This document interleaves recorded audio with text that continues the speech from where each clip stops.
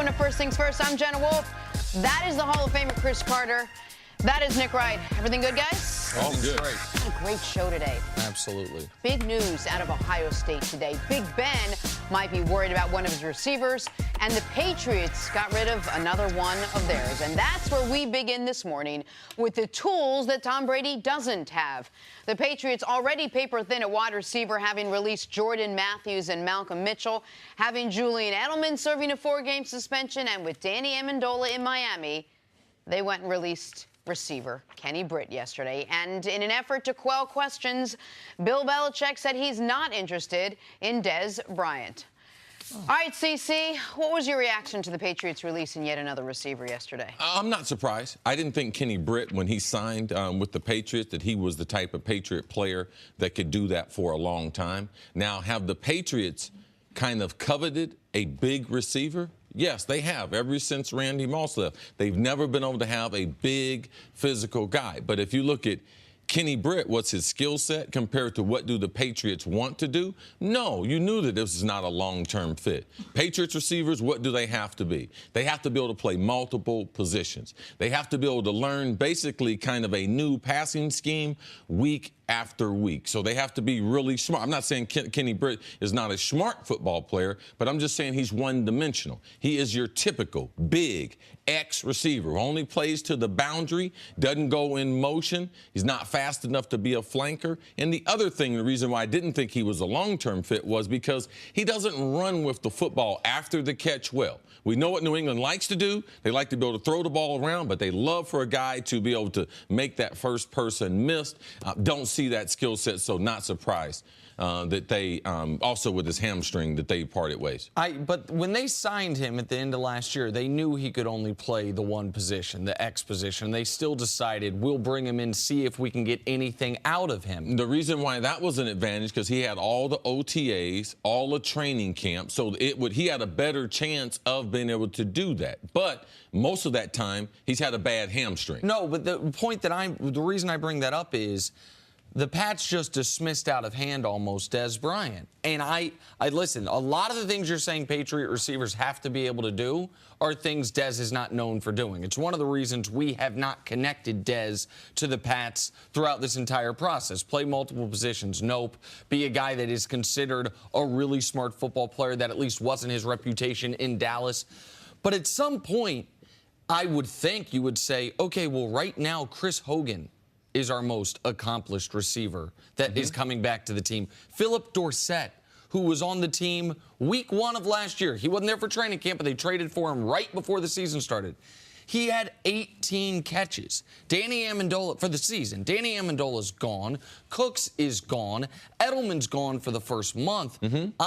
I would consider, if I were New England, doesn't sound like they will, but if I were New England, I would consider doing something that is not Patriot-esque, because this is as bereft of talent of a receiving corps as we've seen them have in the Tom Brady era, dating back to the Troy Brown, Deion Branch days. Like, it's hard to find the guys who are going to have 60 catches, much less 90 catches. Well, they're depending on Hogan having a tremendous year and also the number of running backs. I could see 3 of their running backs catching the ball 50 times. So that's the way they're going to do it. And what they can't afford right now is an injury to Rob Gronkowski.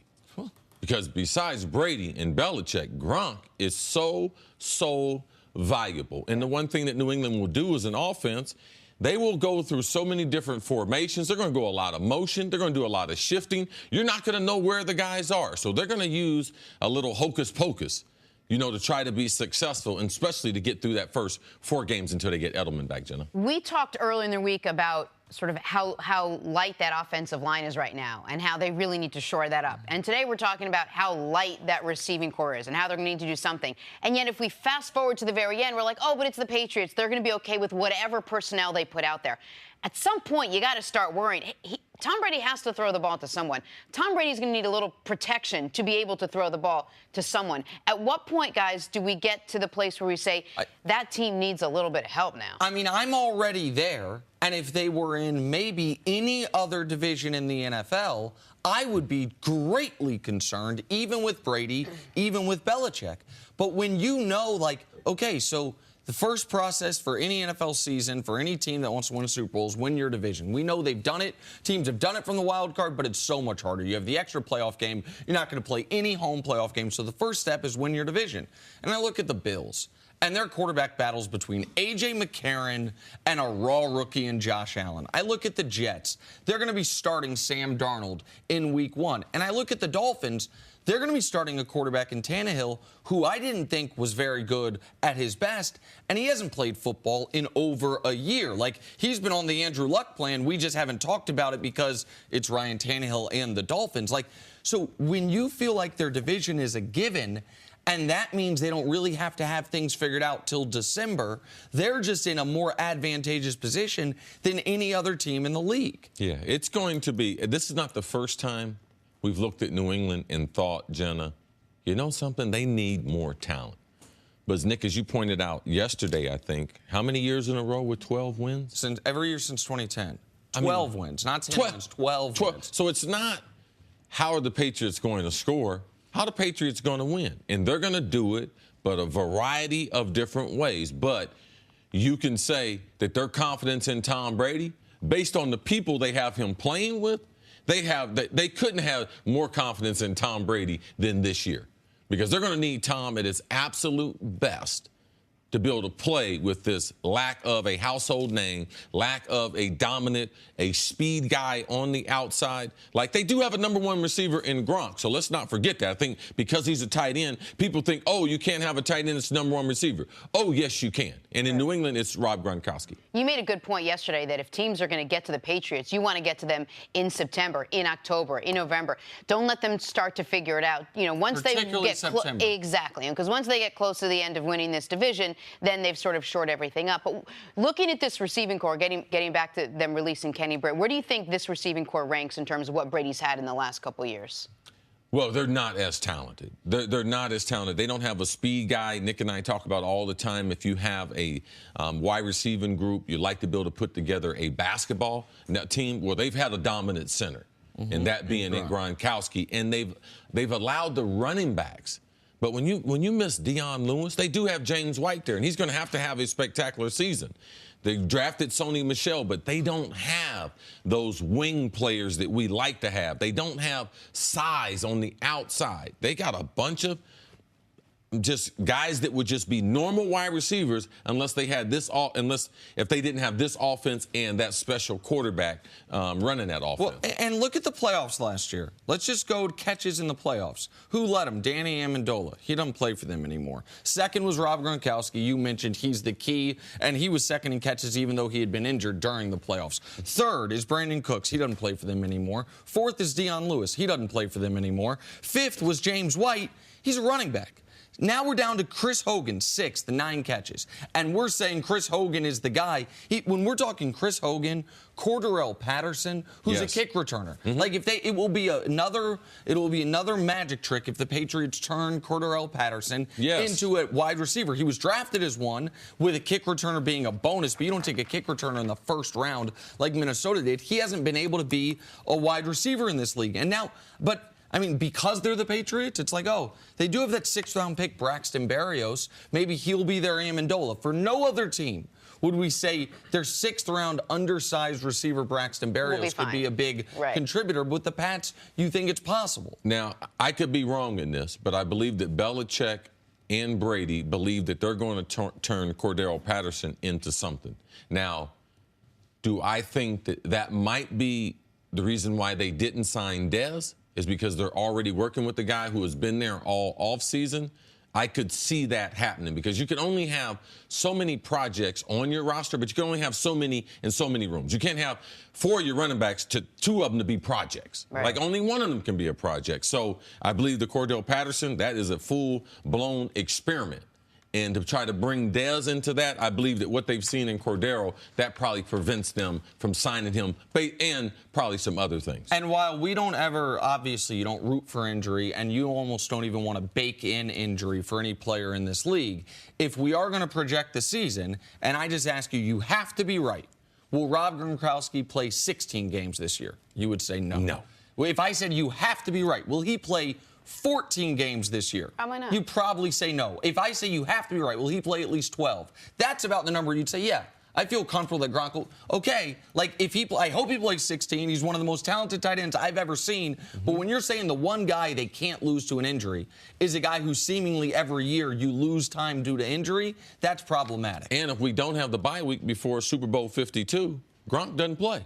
Right. He doesn't play because he was concussed. Absolutely. And back to Dez, yet another team that is not interested in his services. We're going to take a break tonight. Thursday Night Football. How much can Baker Mayfield prove against the Super Bowl champs? That's next. First things first.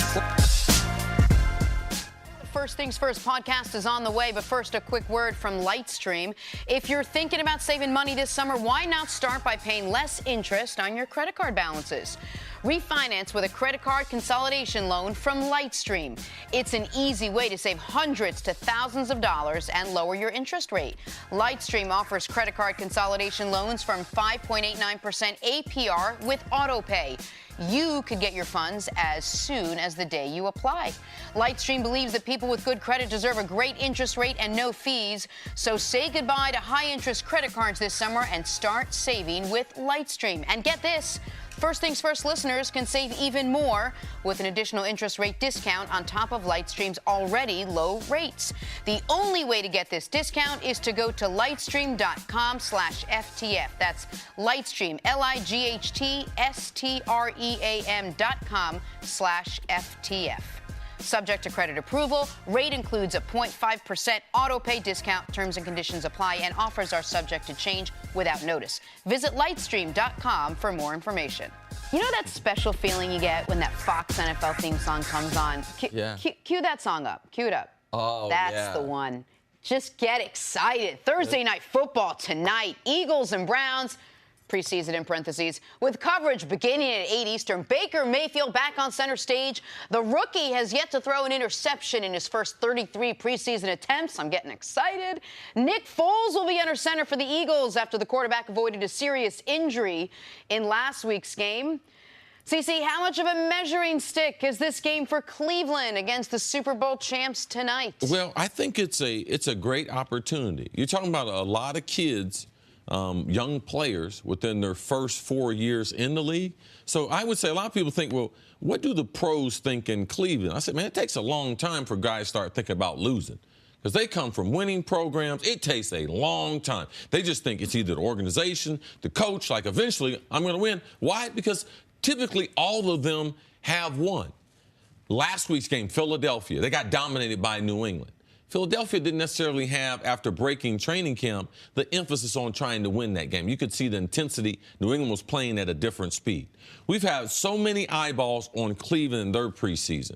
Got Hard Knocks there. So now, week number 3, which is typically the best week to measure where your team is. Cleveland going against the world champs. So for me, I think it's a good test because it gets them ready for week number 1 where they face the Pittsburgh Steelers. Yep. Right? So you can say that Pittsburgh and Philadelphia, they're 4 of the best teams in the NFL. So in week number 3, Cleveland is able to say, because, you know, their coach, Hugh Jackson, said they're going to shock the world this year. I believe they're going to win at least 6 games. Coming off a 1-win season, that's a 0-win season. 0-win season. 1 win in 2 seasons. Yes, that's a tremendous vote of confidence as far as Hugh keeping his job.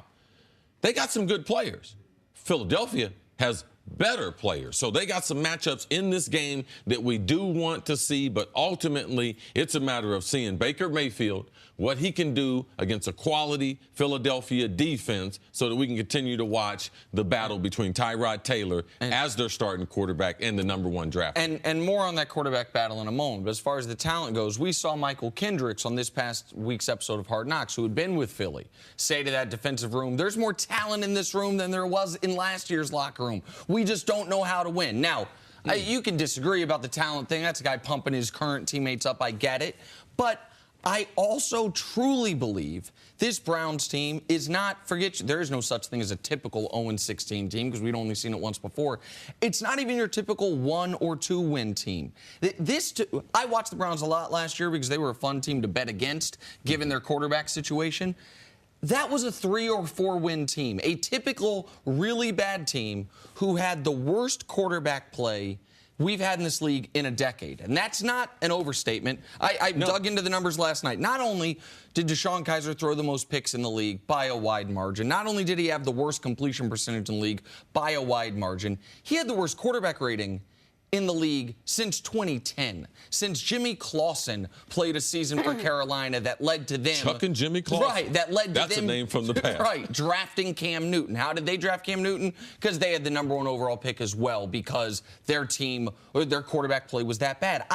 I look at the Browns and I say, I am curious to see how Myles Garrett does against Vaitai, because I don't think Jason Peters is playing. Yes. You might say, oh, it's a backup. Well, he was their backup when they won the Super Bowl. I want to see how the Browns secondary, which is, I think, the weakest part of their defense, we will see how Denzel Ward does against Nick Foles. Oh, he's a backup. Yeah, he was the backup that won the damn Super Bowl. Like, I'm curious to see how this Browns offense does against a healthy Eagles defense that won the Super Bowl. Like, that, those are things, it is an important measuring stick to see, are the Browns going to be a competitive team this year? How much are we buying into the Browns as a team that is going to be competitive because of all the hype that HBO has pushed in Hard Knocks, that the NFL has pushed in trying to put Baker Mayfield out there with the modeling and the next coming of the great thing in the NFL? I mean, I feel like there's a lot of hype surrounding this team. And is it just that, or is there some real substance behind it? Do you really see some talent on this team that can question. Win a couple And the substance games? part is it starts with John Dorsey.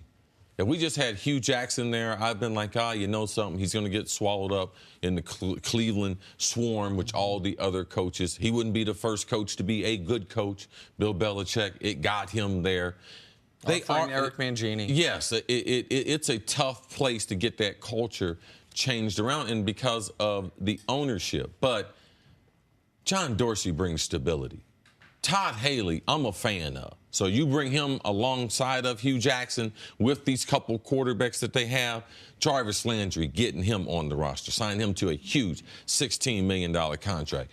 Trading for Tyrod Taylor, not putting the pressure on whoever they were going to be able to draft right away. Trying to hang in there with Josh Gordon and trying to help him in his life. So they're doing a lot of things. That was before Hard Knocks got there. I had told Nick I thought they were going to win at least 5 games because last year I saw them give away 5 games. Right. That's the thing is, that's why I say they were a 3 or 4 win team. And I know that can be frustrating to you at times when I do but it could have gone this way. But everyone that wins a football game doesn't mean they should have won it. Like, it does, every game, the winner is not the team that played better throughout the 60 minutes. It's just the team that scored the most points. And so sometimes you watch a game, you're like, man, I thought the Browns should have won that game. I thought they could have won that game. And to go over on all the coin flip games, that's hard to do. But as far as the hype goes, I would think it was hype if we were saying Baker's going to do this, Baker's going to do that. My entire Browns prognostication involves Baker not playing. It's on Tyrod. It involves Tyrod Taylor. Right. If your plan works,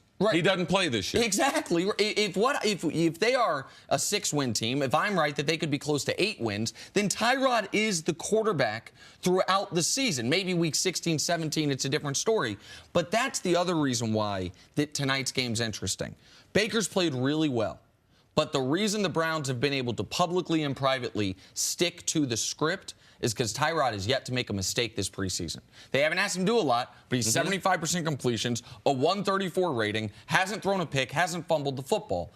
We know the fan base is probably thinking, give us Baker. We know that they're organizationally, they're promoting Baker social media-wise. Yeah. You mentioned not just the underwear modeling, that the organization didn't do that, but that John Dorsey parody video, the organization put that out. No, they want him to be the face. Absolutely, and he is the face. And he will be. But if Tyrod plays poorly, in this game, which will be his last preseason game, he will still be the starter. But that then could quickly change the momentum of the situation and the narrative surrounding the quarterback situation in Cleveland. And those are some of the reasons why tonight's game is very important for the Cleveland Browns. Philadelphia didn't play well last week against New England, so we know they will put more emphasis because week number 4, they will sit most of their starters. I remember when Denny Green took over Minnesota Vikings, he let us know not only his pre-camp meetings, but when we went to the preseason, he said, I'm getting ready to change the culture around here. Now, in Minnesota, it wasn't bad like Cleveland. He said, the preseason games are important, and we're going to send some messages. And, man, we ran up the score. I think we broke the preseason record. We ran up the score on a bunch of people. What they're doing in Cleveland makes these preseason games important so you can create a culture that they know how to win games compared to giving away games, which we saw them at least 5 of them last season.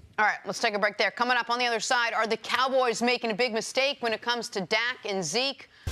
We'll tell you what we're talking about next. First things first. The NFL preseason continues tonight on Fox. #1 draft pick Baker Mayfield and the Browns take on the defending Super Bowl champion Eagles. Pre-game starts at 8 Eastern, live from New York with Terry, Howie, and Michael. Then on Sunday, the Bengals square off with the Bills. You can catch it all on Fox or stream it live on the Fox Sports app. All right, time for us to go viral. Marshawn Lynch has been living his best life since returning to the NFL last season, and now he has fulfilled a lifelong dream. Take a listen to this.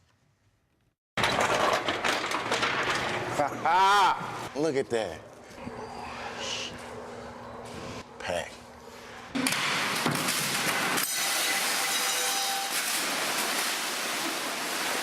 Mama, we did it. This is huge, bro.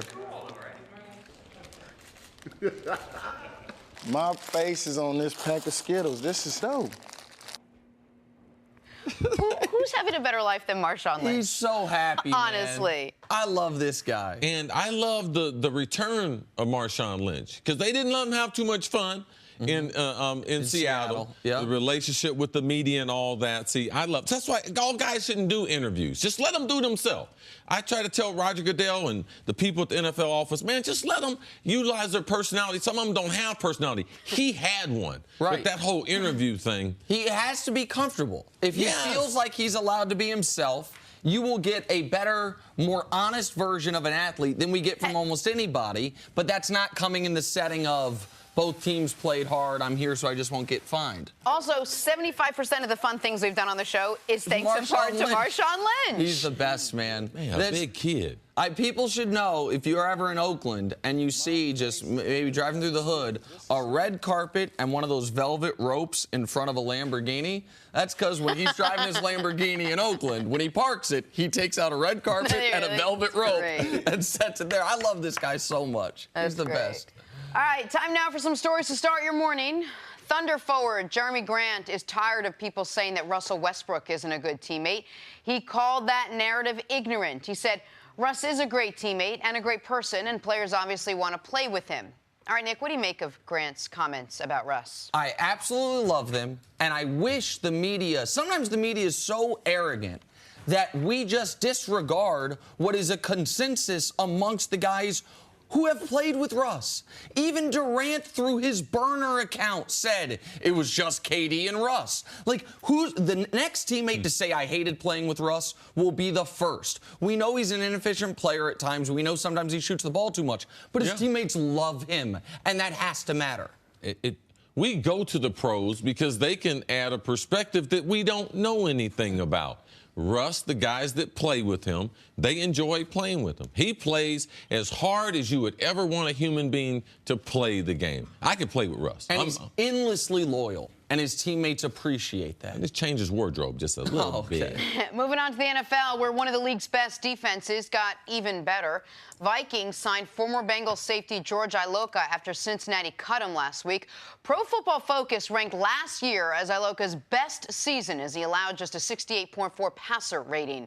All right, Chris Carter, what do you make of this signing by Minnesota? This is one of Coach Zimmer's guys that he coached in Cincinnati. So you can bring a guy in. This defense, I think their secondary is ranked coming to the season the 6th best secondary in the NFL. He's another safety. Now they have 3 safeties. We know the All-Pro, Hitman Harrison. Santiago's a really quality safety, but Ioka is a better safety than him. They will play a 3-safety nickel defense sometime compared to playing a nickel defense with 3 cornerbacks. The key here is Mike Zimmer. I think he could have gotten a little. He's doing this for the minimum. I think the Houston Texans would have given him a couple $1 million. I think the Kansas City Chiefs were a little nervous about how Eric Berry's going to look coming off that Achilles. They have an injury to Daniel Sorensen. Would have given him a couple $1 million. He wanted to get back with Mike Zimmer. Yes. And he wanted to be able to compete for a championship. This is going to be the most impactful late August addition any team makes. This is a really good player they got for nothing. All right, Cardinals rookie quarterback Josh Rosen sat out of practice yesterday after banging his thumb on a helmet earlier in the week. It was the thumb on his throwing hand.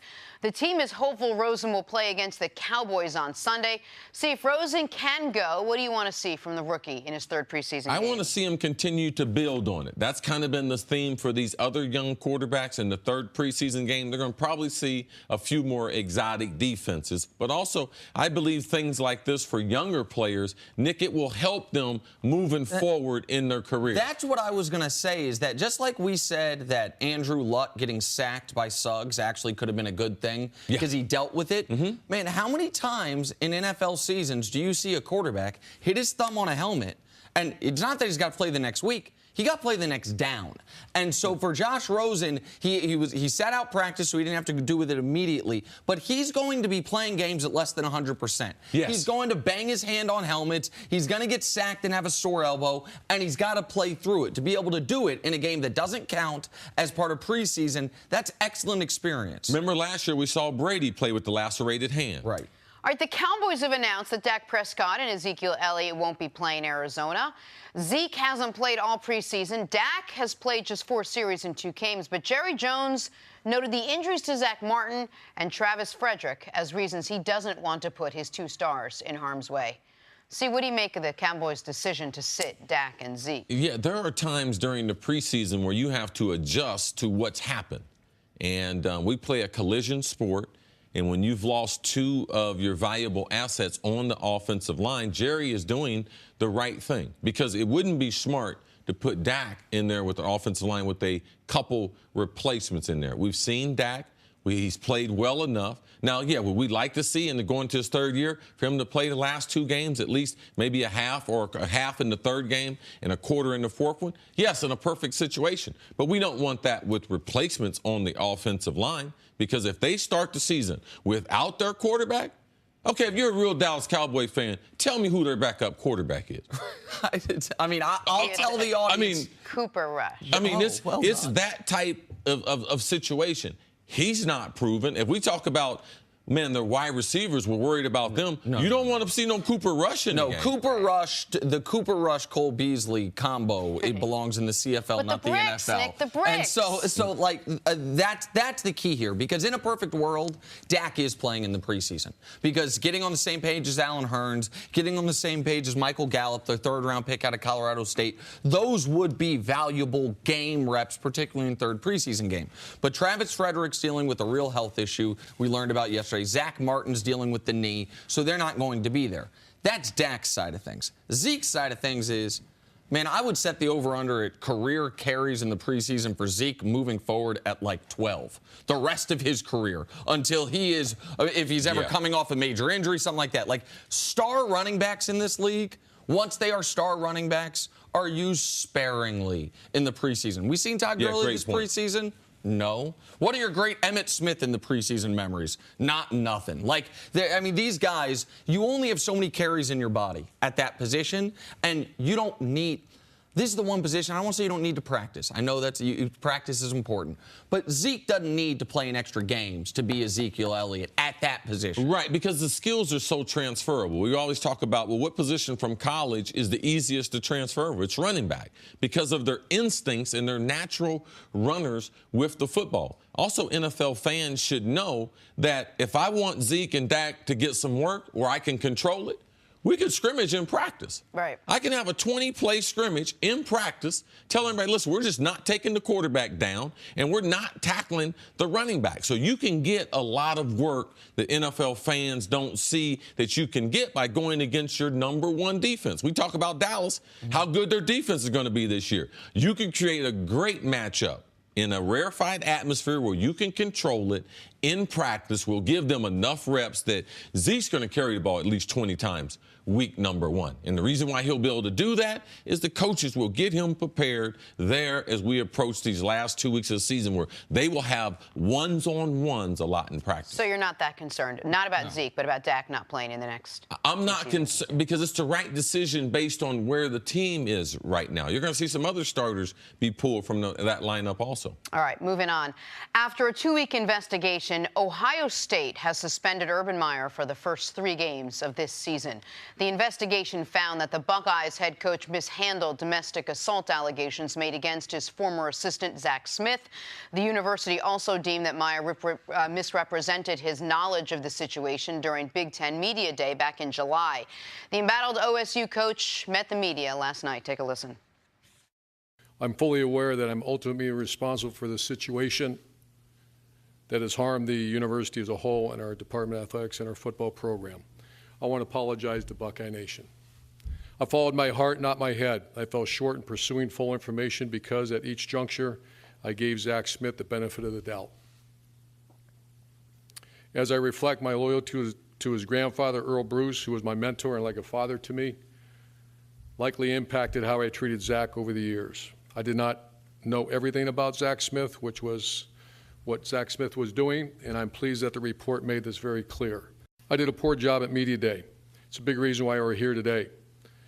I was not being as complete, as accurate as I should have been at Media Day and afterward. But there is no intent to mislead. My role is to set a good example. In this instant, I did not live up to the university's standards. So the university released the following statement. Although neither Urban Meyer nor Gene Smith condoned or covered up the alleged domestic abuse by Zach Smith, they failed to take sufficient management action relating to Zach Smith's misconduct and retained an assistant coach who was not performing as an appropriate role model for OSU student athletes. Permitting such misconduct to continue is not consistent with the values of the university and reflects poorly on Coach Meyer, athletic director Smith, and the university. All right, Chris, let me start with you. What was your reaction to all of this? Well, God knows I love my university. And for those who don't know, Urban Meyer is a very, very dear friend of mine. Him and I are very, very close. I've been knowing his wife for over 30 years, basically. Urban coached me at Ohio State. Urban, first job, he's a Buckeye. He was born in Ohio. His first job was to coach the wide receivers. That was my junior year. That was the year I was first team All-American. The first wide receiver to ever be an All-American in Ohio State. And the story is not about me. The story is to give context to my relationship with that university and with that man. I was disappointed. I was disappointed in the university, and I was disappointed in Urban. I was disappointed that as someone, as a department head, for you not to know the people who you are employing. And, you know, they fooled me because I have had Zach coach a few of the kids who I coached there. And some of those kids felt like that Zach wasn't the quality of the coaches of the other, Larry Johnson Sr., people like Mike Vrabel, who have coached at that great university. That's one of the great things. They talk about Urban, but, man, we've always had a line of great assistant coaches. So on many different levels was I disappointed because Urban should have known that. That's his responsibility. But just like all of us, Urban's human. We have blind spots. And he allowed, because of his mentor, Earl Bruce, who also recruited me since I was 16 years old, and he was my coach at Ohio State. So I understand what Urban's saying about his grandson and how Urban was mentored by Earl Bruce. Yeah, I can see all that. But this is not a mistake that Urban Meyer typically makes. Urban Meyer is typically always buttoned up on all these situations. So to me, it was a message to me that even the people who we think we know, we need to continue to take inventory in this 2018, because what happened in 2015, 2009, 12, we're living a different era as far as sexual harassment, domestic violence, all those things. Man, we have to continue to check our circle to make sure that we know the people who are around us. And the last point I'm going to make is all those disgusting things that people reported that Zach Smith did at the White House. I was at the White House. Like, this guy is like, I was there. I was there with the team, taking pictures with the president. Urban called me on stage. Myself and Archie Griffin, the only two-time Heisman Trophy winners. So, man, there's a lot of different levels of disappointment. I thought the university should suspend him for 5 games because I thought he should lose at least 1 or 2 Big Ten games. We play Rutgers week number 2. But no, he should probably miss that Penn State game, which would take the suspension potentially to 5 games. I think that would have been penal. I don't think that he should have lost his job. But I am disappointed in my friend. He's still my friend, though, because for him not to know a person like that, I could see he had a blind spot because he was the grandson of someone who was a mentor to him. And I understand the relationship of you want to take care of your mentor's grandson. The question I had in this situation is, what about your mentor's great-grandchildren? Because those little kids saw their mom getting beat up, allegedly, I'm supposed to say here, and Urban heard that something like this had happened in 2009, reportedly. And I'm big on second chances. You can argue in domestic violence should be no second chances, but I'm big on second chances. Isolated incidents, this is not who I am. When you hear it again in 2015, that's then a repeated pattern of behavior. There's now children involved, and that's where the enormous lapse in judgment that I would argue continued every day from 2015 until Zach was fired. Continued. At Ohio State's practice complex, see, you've been there, they got something written on the wall. It says honesty, treat women with respect, no drugs, no stealing, no weapons. Well, the no drugs, no stealing, no weapons, that seems to still apply. The honesty, Urban had a major misstep with the media, but that treat women with respect, to me, that program has to earn that back. And when this story first came out, I said this, I want to say it again. This is another reminder on a big picture scale that when it comes to domestic violence, almost always, men have the power. And I don't just mean the alleged assaulter. I mean typically the people in positions of power around that person are men.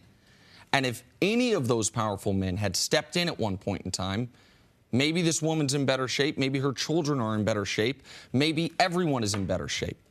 And you're right, it's 2018 and we have a better understanding of it now, but it's just so troubling for me that a lot of us have this blind spot, right, where we wouldn't accept open racism from our friends, but a little misogyny, a little sexism, like those things, to me, a lot of us have blind spots on. As far as the punishment goes, I didn't think he'd get fired. Whether he should be fired or not, I didn't think he would be fired. I agree with C. If he, as for the, would have been more penal to miss a big game in Penn State, but that's, to me, not the bigger story here. It's about Zach Smith, his ex-wife, and the children. No, and I echo what both of you guys are saying. I also would have liked to have seen a little more of a heartfelt apology as opposed to just reading from a prepared statement with what felt like very little heart and very little remorse. But again, he was blessed with another chance to come back, to have just 3 games or 3 weeks missed. 3 weeks? 3 games. 3 games missed, right. So, all right, much more on this. We'll have much more on First Things First. Welcome back to First Things First.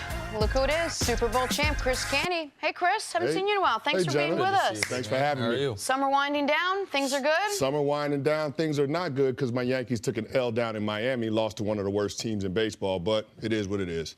Got an off day. Hopefully they regroup. We bounce back in Baltimore. None of it matters, man. It's coming down to one game. You got one game. The wild card? Yeah, Don't be trying to see behind the camera. You lose it. I held out hope that maybe they could catch you're going to catch Boston. Maybe. Yeah, right. Maybe. For like a day and a half. Hey, if you're a kid these days and you've got the most coveted toy in your possession and you're not going to play with it, like that Nintendo Power Pad that Chris Canty used to have, why not see if any of your friends would maybe trade you something for it? That's where the Oakland Raiders sit with all-pro defensive end Kahlil Mack. The Raiders don't seem to want to keep him. At least a dozen teams have reportedly reached out to the Raiders multiple times, the most recent being the Jets. So, Canty, I ask you, should the Jets deal for a Nintendo Power Pad and Kahlil Mack? 100%, Jenna. This is one of those no-brainer situations. If Kahlil Mack is available, Mike McCagnon has to make the deal. When I had a chance to talk to Mike Mack during the preseason, one of the things I asked him was about his defense and specifically about his pressure players because they don't have a lot of guys that can win one-on-one on the edge on their roster. And he didn't rule out the possibility that they could potentially look to trade before the regular season to bring back one of those pieces. He volunteered that information, but now after the news earlier this week about them being interested in Dante Fowler Jr. and then the Kahlil Mack report surfacing, it's starting to look like the Jets are trying to get that one missing piece from their defense. If you look at all three levels of their defense, the edge pressure player is the only thing that's missing right now. Well, let me ask you this. This is what would you do, and then also, given your relationship with McCagnon, what do you think that he would do?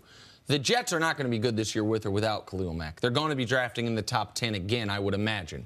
Would you trade a first-round pick, which could be not only top 10, maybe top 5 for Kahlil Mack, and do you think the Jets would do it? Absolutely, because when you look at what the Jets need, they're going to have the defense be the identity of this team. That's where they have most of their draft capital. And I get that you traded up to draft Sam Darnold, and this year, by and large, is about the development of Sam Darnold. But what's going to help a young quarterback? Being able to have a defense that can create extra possessions and field position so he can take advantage of those opportunities. So that's why I look at it. It's going to be a first-round plus, whatever the compensation is for Kahlil Mack. Because the Jets already don't have a 2019 second-rounder. Because they traded up. That's the key here, or part of it at least, is they've already traded. I'm not saying I wouldn't do it. I just want the audience to remember they were drafting 6th. They traded 6 and 3 second-rounders, 2 this year and 1 next year, in order to be able to move up to 3. So if you trade for Mack, you're not drafted in the first 65 picks next year. That's what the Jets would be looking at. But if you're looking at using a draft pick, you're probably going to think about in the first round a pressure player or a wide receiver, somebody to help Sam Darnold, because you don't have a whole lot of holes on that roster outside of those 2 or 3 respective positions. Offensive line can use an upgrade as well. So yeah, if you're concerned about the draft pick being too high, well, then let me tell you who you'd be drafting.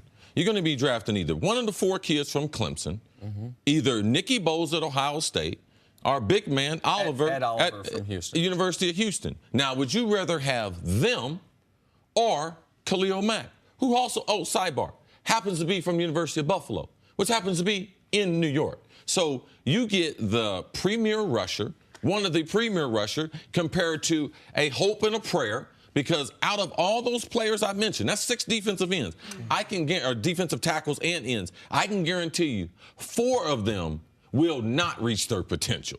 So you're rolling the dice. So that draft pick, man, you can have that draft pick because I'm trying to find a Kahlil Mack. So the Jets, with their salary cap room, make an investment in your quarterback, all right, who is your future. Make an investment in your head coach.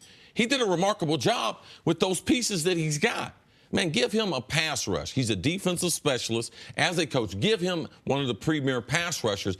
I believe this is a no-brainer for the Jets to bring in one of the premier rushers, to put him in that, to put him on the perimeter, to be able to play in front of that home crowd where he is from this state playing. I believe that you're not going to get that type of value of any player. And there's some good players in this year's draft, better than Kahlil Mack. No, you make a very good point. But is there something to be said for putting your trust in the general manager that he drafted, he moved up to get Sam Darnold. Let him really build this young team. You're not going to be great for the next couple of years. You're going to have an opportunity to maybe put together a lot of young guys that are going to be high in the draft and grow everybody at the same time. Well, here's the thing, Jenna, and that's a valid concern, the culture that's in the building. But if you look at what Mike McCagnon and Todd Bowles have done together over the course of the last couple of off seasons, they've moved on from some veteran guys in that locker room that necessarily weren't on board with what Todd Bowles wanted to do. Yes. They had to clean up the locker room chemistry. There were some issues going on after that Brandon Marshall, Mo Wilkerson, Darrelle Revis era of Jets football. So I think that he's done a good job of being able to do that. Now you just have to infuse the roster with talent. But the one thing that I will say,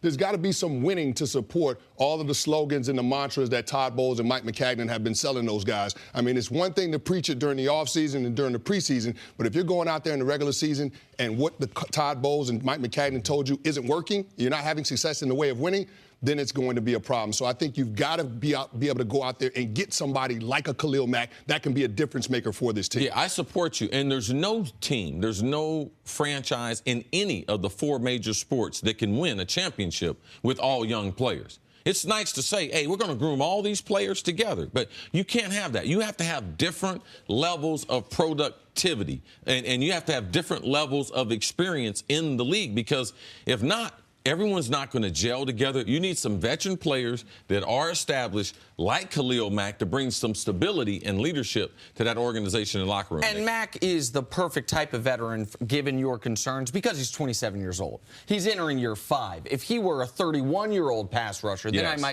I would think I would be more concerned about it. And to be fair, so the audience knows, I was presenting the argument against it because I thought everyone at the table was going to be for it. I also think you can get Kahlil Mack. You can get Kahlil Mack. Like the NFL GMs sometimes don't do this math. I don't want to trade this draft pick. What's the best case scenario for your draft pick? Like you said, he's half as good as Kahlil Mack. Your best case scenario is one day he becomes a defensive player of the year. Yeah. Well, this guy already is. And the salary cap room that you mentioned is key here. There are some teams that might say, you know what? I'd rather draft a guy who could turn into him, who for the next 4 or 5 years I have on a very depressed salary, than pay a guy top of the market. But the Jets have so much cap space going into next year. They even could do a contract to where they give him an enormous bonus up front, so by the time they are paying Sam Darnold, his cap hit isn't so onerous. That's one of the issues going on with the Rams and Aaron Donald right now. They don't have a ton of cap space right now. They also know we're going to have to eventually pay Jared Goff. We don't want Donald's money to balloon at the same time we're having to pay Jared Goff. Like the Jets have a lot of weaknesses. We focus on their wide receiving core most noteworthy. Pro Football Focus says the biggest weakness of their team is not defense, but pass rush. Pretty good run defense, yes, but no pressure on the quarterback. In my eyes, he's the best player in the league at getting pressure on the quarterback. If you can get him, I think that's a no-brainer for this football team. Raiders fans, frustrated, frustrated. Bottom line, you're not going to be a good defense unless you can get to the quarterback. It's true. All right, got to take a break. Chris, stick around. Coming up, big missing piece for the Giants. Details next on First Things First. Back here, First Things First with Chris Canty. Canty, your former team, the New York Giants, were happy to get Saquon Barkley back in practice. He's been out 10 days after tweaking his hamstring. While the rookie said he felt good, head coach Pat Shurmur was non-committal when it came to clearing Saquon for Week 1. And Eli Manning made it a point of saying that Barkley missed valuable time with his absence. Chris, how big of a deal is Saquon missing most of the preseason? To me, it's got to be a big deal. I mean, because you drafted Saquon Barkley with the expectation that he was going to help Eli Manning in this offense compete for a championship over the course of the next 2 seasons. That's how long the Giants have Eli Manning under contract. If that wasn't the intention, if that's not the expectation, then they probably would have went ahead and drafted one of those young quarterbacks like you saw the crosstown Jets do. But the fact that they have Saquon Barkley and he's only played in 1 preseason game and he's probably not going to play the rest of the preseason, I'm a little bit concerned just because it's a lot to ask a young running back to come in without playing the majority of the preseason and have to get 15 to 20 touches going against one of the best defenses in the NFL in the Jacksonville Jaguars in Week 1. Yeah, and also let's look at OBJ. People forget that he struggled with a hamstring, problematic early part of his career, especially that first year, getting through training camp and those first couple games. But you don't get better at pro football unless you're practicing pro football. And what Eli is not trying to be critical of him, but he's saying in the last 2 weeks of training camp, we talked about before, those simulated scrimmages you can have in practice with the Dallas Cowboys with Zeke and Dak not playing. When you're not picking up blitz protection, when you don't feel guys how big they are, how strong they are, now he's just adapting, which he would have done the first 2 weeks of the preseason. He's going to be adapting in the month of September. Live bullets, games can be won and lost with his decision making. So Eli is right. And Eli is the one that can receive those mistakes. If he doesn't know the blitz protection, if he gets knocked back, if he's limited, he can only play 1 or 2 downs because of his lack of experience. It affects this Giants offense. When you were putting the type of responsibility on this rookie, you would have loved to have seen him play in 3 or 4 games behind this very suspect offensive line, especially on the right-hand side. Obviously, it's not ideal, but if you're telling me a guy that's a top 10 pick that we need to be an instant contributor is going to miss the vast majority of preseason games, 3 of the 4, he had that awesome, feels like he had that first play of his NFL career in the preseason, and nothing since then. He hurt his hamstring in practice on a fly, on a long pass catch, and he's going to be able to practice, by the way, but if you're going to tell me you're going to miss one of these guys, the position I hope it is running back. Like, the guy that I'm least concerned about, even if it's not ideal, is this position, and a guy that level of talent at running back as well.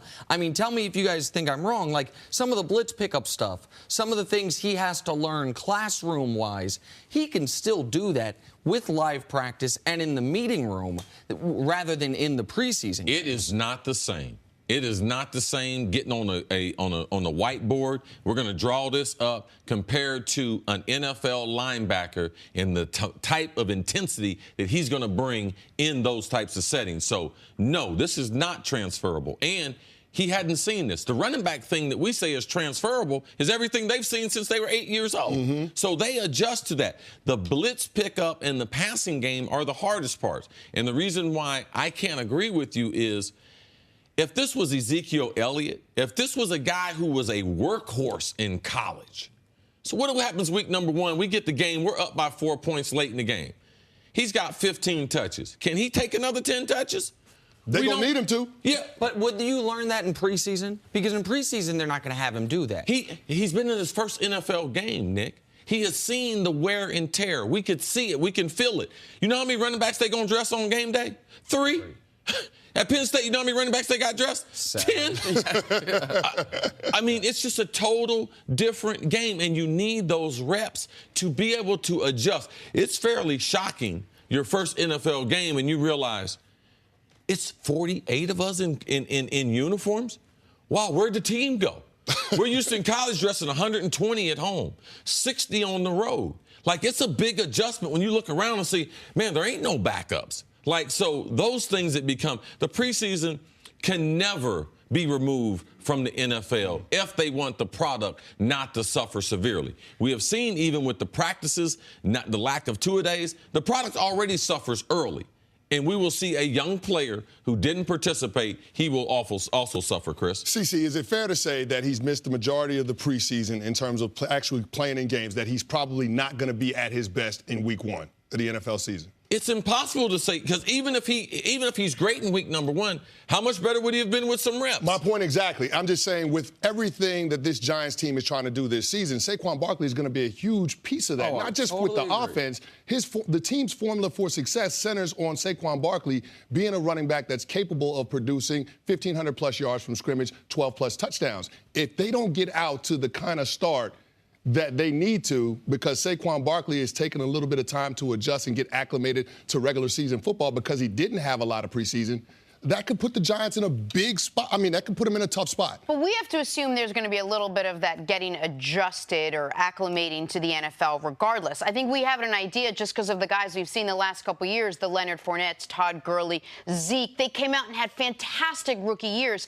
That can't be the norm with running backs. I mean, if we think that's what Saquon Barkley is going to do. He's the number 2 overall pick. You think he has yes, to be? absolutely. It has to be. It has to be that. You don't draft a number 2. He's the highest drafted running back since Kajana Carter. Like, and he was drafted higher than Zeke, then Gurley, then Fournette. And Zeke, by the way, with a full preseason, should be noted, his only bad game of his rookie year was his first game. Like, his first game of the rookie year, I think he had like 30 yards. Off the top of my head, I'm going to say that. And then he was a monster moving forward. The Cowboys, by the way, lost that game. It was Zeke and Dak's first game. And then they went on from there and went 13-2 the rest of the way. Do you remember, I don't know if it was week number 2 or 3 in the Cowboys rookie season there that you talked about with Zeke, that he went to Seattle. Not the part about him going to the dispensary during the daytime, but at night when they played the game. Him and Cam Chancellor, remember, they ran into each other deliberately. The confidence that Zeke left that game with and the message that he sent to the league, it was fairly, man, if you're going to run into Cam Chancellor, this guy right here must be serious. So Zeke was able to get that bounce of confidence going into week number 1, which still didn't lead to a great game. I'm sure in talking to OBJ, if he could take something back from his rookie year, he would change the beginning. He would wish he was at training camp practicing more and not having that hamstring hinder his beginning. Listen, what you say that I fully agree with is that every path to the Giants being a 10-win team or competing for the playoffs involves Saquon Barkley being a monster. Every single one involves, forget Offensive Rookie of the Year. We're talking Offensive Player of the Year in the discussion. Like, there is no way for the Giants to be really good without this guy being great. I feel like, and again, maybe I'm wrong, I feel like the 18 touches that he would have gotten in week 3 of the preseason isn't going to flip that one way or the other. Now, the first week against Jacksonville, that's not the ideal opponent to be going up against. I understand that. I guess my whole point is, Nick, they can't afford to get out to a slow start. They got the Jacksonville Jaguars week 1, then they're on the road against Dallas. the Cowboys, the Texans, and then back home for the New Orleans Saints. If the Giants are trying to compete for a championship this year, you look at that schedule and say, if Saquon Barkley is not at 100% week 1, their season could be over before it even gets started. Nick, I know you've driven your car fast because I've been in the car when you drive fast and fairly reckless. Okay. You ever been on the Autobahn? What? No. Oh, I have. I've driven on it. Jenna, you have? Yes, I have. There's nothing that will prepare you for that. And that's what week number 1 against the Jacksonville Jaguar is going to be like. So I don't know where he's driving now, don't know what speed he's going. But what he's going to see the first week, there is nothing. There is no Penn State football that gets you ready for week number 1, let alone one of the top 5 defenses we're going to see in the Jacksonville Jaguar. Thank you for listening to the First Things First podcast. Remember, leave us a review and tell us what you think. Subscribe to the podcast on Apple Podcasts and catch us on FS1 Monday through Friday, 6:30 a.m. Eastern. For Chris Carter and Nick Wright, I'm Jenna Wolf. So long, everybody.